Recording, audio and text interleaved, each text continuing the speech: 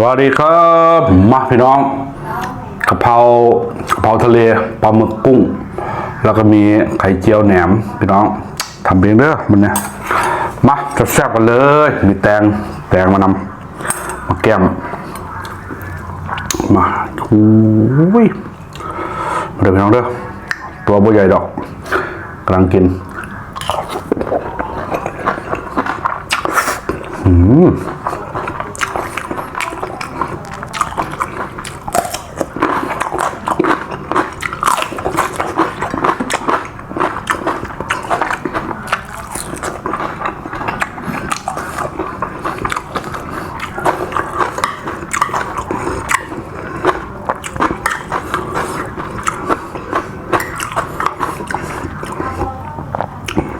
ไข่โปะ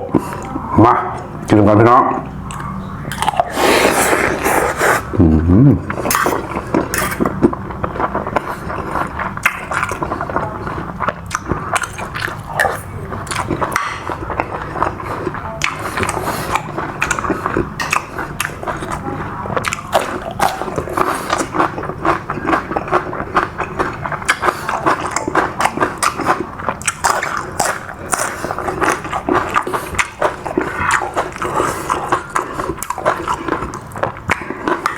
กะเพรารสชาติจัดจ้านมากพี่น้องม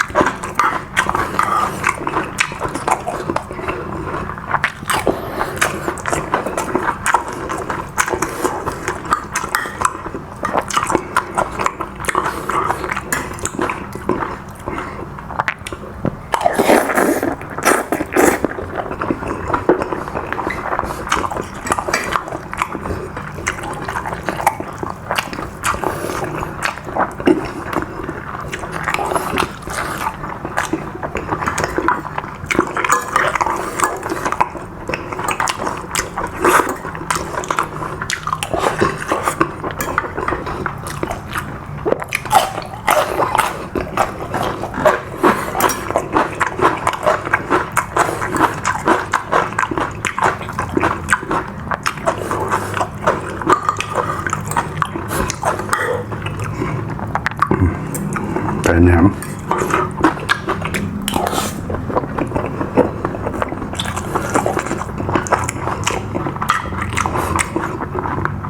ตัวกำลังกินกุ้ง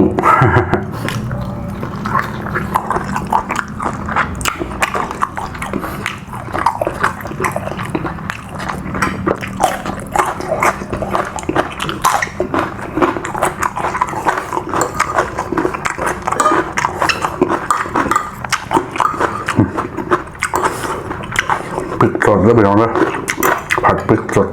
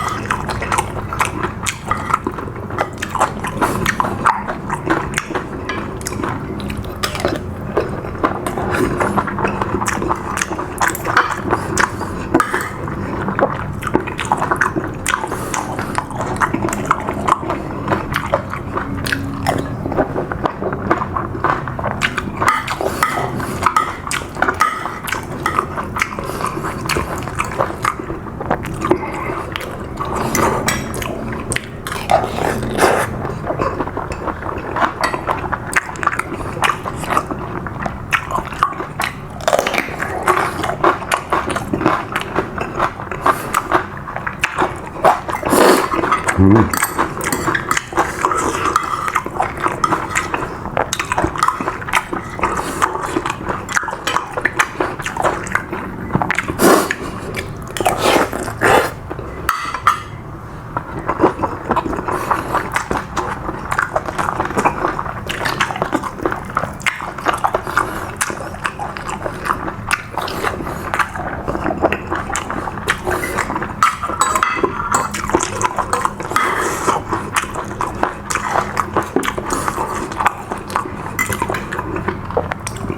พี่น้อง